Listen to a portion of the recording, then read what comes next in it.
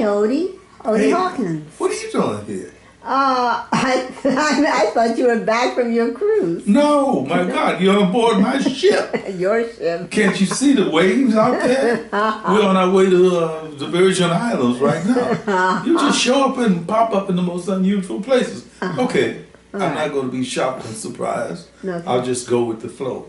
I will too. That's kind of like it's kind of like a little thing. Okay, my imagination. But good to is see yours. you. Good to see you. Oh, likewise. And just before I do go into my cabin and get seasick and puke all of everything, I thought I would sit out here on the deck and read a couple of stories. Okay, please read. Okay. What are you going to read? The book this time, I hope everybody knows that I'm sort of joking. Yes. The book this time is called Black, White, and Brown on the Blue Line. Oh. And for those who live in Long Beach, you know that the Blue Line originates in Long Beach on First Avenue and then goes downtown and makes a round trip tour. Early on, it was assumed that the Blue Line would be a dismal failure and that people wouldn't ride it, or if they did, there would be so much gangsterism happening on the train that people wouldn't ride it. But early on, once again, someone decided that they didn't want to have any of that, that it would be a nice, safe ride, using, of all things, the honor system. And I think it's been like 10 or 12 years now. And It's been really good, it seems to be operating pretty well.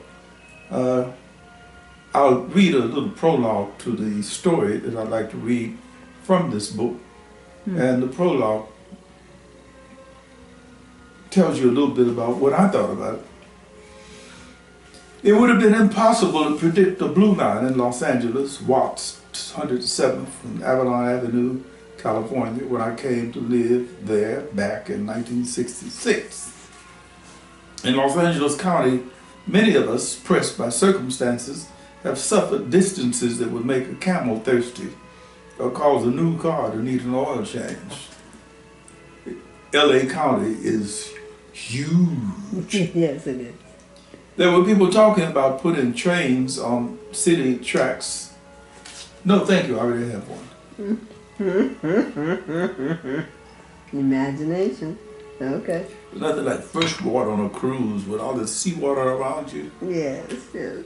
I'm sorry, I stopped. There were people talking about putting trains on city tracks, no doubt, but I never heard of that talk.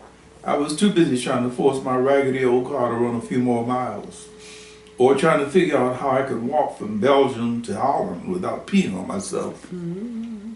Once upon a time, stranded beside a road to eternity down there in Orange County, someone told me that the property I was standing in front of was as large as Luxembourg, and I had walked across most of Austria to get there. Gives you some idea of the distances that we have going on in Golden, California. Gotta admit it, I didn't have the vision to assume that there would ever be a rail transportation system like our hard-heeled CTA in Chicago. Certainly nothing that would ever come close to that monstrosity that connects various tentacles of New York with itself.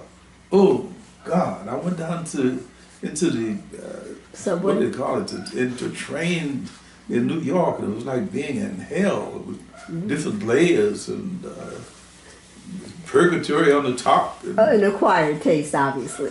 You got that right. The Blue Line, 21st century, and its crossing arms, the green and red lines, is unique. It doesn't go very far. Surely there's more railway at Disneyland, but it does take you to different places if your mind is open. From the metro station, 7th Avenue, downtown Los Angeles, to 1st Street, downtown Long Beach, from the end of one world to the end of another world. Rich people do not ride the Blue Line. Oh. Meaning that the Blue Line is there for people of color who are not wealthy. A hardcore of white working types ride the train in the morning, going to their jobs in downtown Los Angeles, and again in the evenings. There's a heavy police presence. The train has its own special police force. Heavy. Lots of money invested in the Blue Line, and none of the investors want to lose anything because of people being afraid to ride this train or gang warfare. Strangely, the honor system is in effect. Signs in English, Spanish, and Korean explain that each passenger should have proof of payment. If not, the penalty is a stiff one. No eating, drinking, smoking, or outrageous behavior is permitted, and the rules are seriously enforced. Sometimes, for days on end, riding north and south and south and north, no one will check to see who has a ticket, a transfer, or a bus pass for train travel too. But the seed of obedience through the rules has been so deeply sown that most sensible people know that it isn't worth the gamble to try to cheat the system.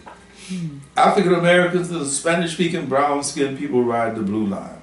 Black and brown on the Blue Line comes from our experiences with each other, mostly. Well, I'm going to start on chapter 7, which is a lucky number, and go from there to the ending, which will take place right along with. If you can picture yourself on this train, taking a round trip on the metro to 7th Street, to the 7th Street station downtown, and you're having reminiscences, little flashbacks maybe. I'm entitling this The Gypsy In Me. I don't know. Maybe it stems from my nomadic childhood, this gypsy thing, moving from one side of Chicago to the other side. The city only has 3 sides: the south side, the north side, and the west side. Lake Michigan is the east side. Before I was 15, we, my mother and sister, Daddy was doing time in Statesville Penitentiary. I always have to mention that for many reasons. First of all, I think he was unjustly convicted to do more time than a $10 robbery entitled him to do. Before I was 15, we, my mother and sister, Daddy was doing time in Statesville Penitentiary, had lived on all sides of the city, including a stay as far east as the lake would allow. I didn't feel put out by this constant shuffling of pads. Evictions were the usual motivations for our motions. I was turned down.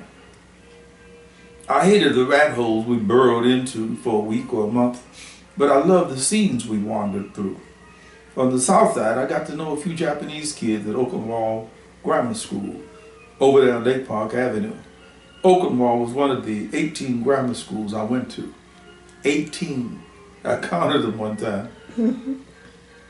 Where did they come from? I didn't find out till many years later. They were refugees from the West Coast, hassled to find some degree of safety from Japanese haters. And the pimps and hoes, many people say whores, I knew where they came from. They turned chicks and they lived in the building we lived in for a while, never too long, the Alamo Hotel, 3800 South Lake Park Avenue. In tune with my nomadic side, the neighborhood, the buildings we lived in, the things that happened were never still, never stationary. Yes, the neighborhoods moved. Sometimes they would be Irish or Italian and change overnight to black or Mexican or Czechoslovakian. The buildings moved. A 4-story brick on Monday, a parking lot or department store on Friday. I was in tune. It was like a nature thing. Turning a corner was a voyage into the occult.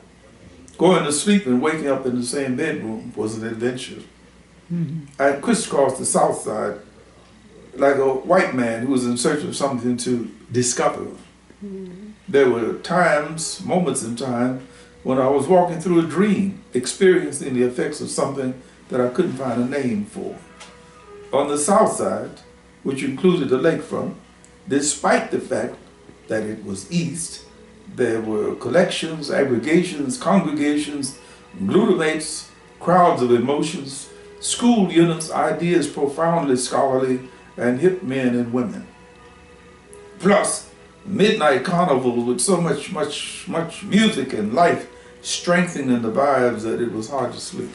The daytime promised and delivered daytime vibes, and the nighttime promised and delivered nighttime vibes. And none of them were sleep invoking. I dreamt of the South Side as though it was surrealistic. And the same goes for the West Side, where I was born. The Maxwell Street Hospital was where it happened. Jewtown, they called it back then, and that wasn't considered something derogatory or pejorative. It was where Jews lived, worked, and hustled. I think the Jews helped make the West Side my favorite side of town. It may have had something to do with their bread, or maybe it was the non-Protestant vibe. It took me a long time to find out where the Jews came from and what a Jew is. If I read the newspapers closely, it seemed that they're having the same problems as themselves. What is a Jew? I didn't have any doubts about the gypsies. There was a gypsy colony in Jewtown down around Canal Street. I knew who they were intuitively. The Jews had the bread I liked, but the gypsies had the soul I loved. Day after day, I found an excuse to wander through that tiny neighborhood, maybe 300-400 people, but I still don't know if they were Spanish, Hungarian, Indian, Russian, or what. That was the drawing card for me, the fact that they never allowed national boundaries to fence them in. I stared into their mouths when they spoke. Laughed at the music of songs I couldn't understand, but seemed funny because the singers made funny faces, and frowned when the sad music was played. I knew the blues when I heard it. The gypsies hemmed me in with their stuff. They seemed to be ethereal. They were there, and yet they were not there. Maybe the Maxwell Street Library offered a rationale for my hemming. I'll never know. I do know that it was a bronzed age chill racing through the streets, nipping cotton-bound buttocks that forced me into the two-story building, a library. I was 12, maybe going on 30, and had never heard of anything called a library, not on the personal level at any rate. A few minutes was all I needed to warm my mittenless hands in the vestibule, a place before you get into a place, my definition of their definition. But that was enough to change my life forever. Someone was playing the piano upstairs. Dream girl, awaken to me. Oh, beautiful dream girl, awaken. Da da da da da da da da dee, la dee da dee da, Beautiful dream. da da da da dee. I followed the melody, but never found it or the pianist, and found myself in the Maxwell Street Library. I have to cool myself out even today when I recall the excitement of walking into a room that was filled with books. In the warmth of the building, I thought I was hallucinating. That maybe I died in the Siberian cold of the Chicago winter and reborn in a book-bound heaven. Where was the librarian? Maybe she was the piano Circe who lured me into the room of books. I plunged and lunged through the stacks,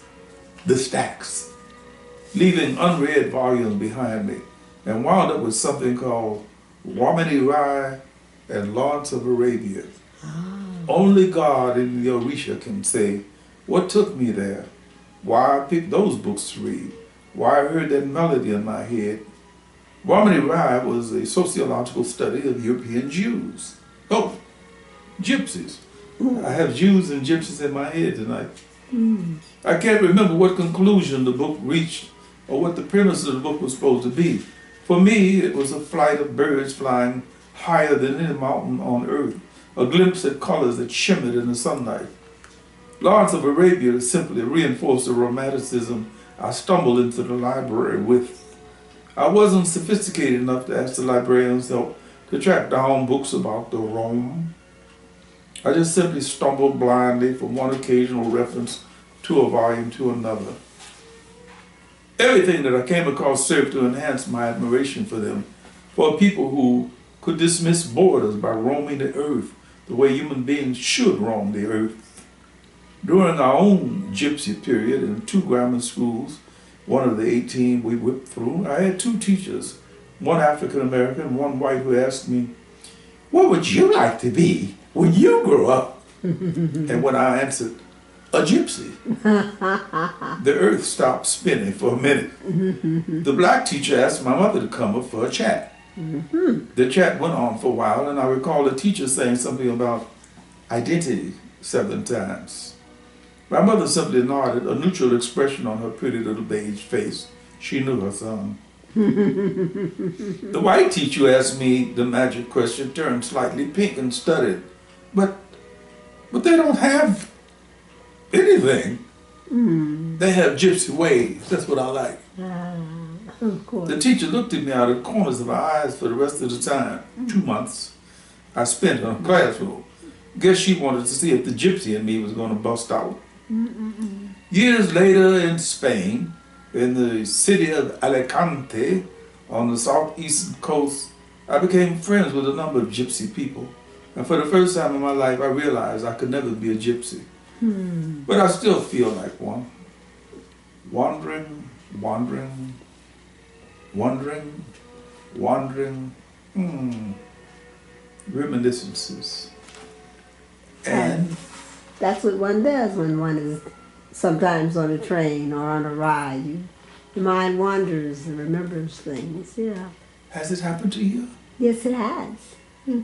Oh, God, I thought I was the only one. No, not the only one. You know, you hear the click, clack, click, clack, click, clack. It becomes hypnotic.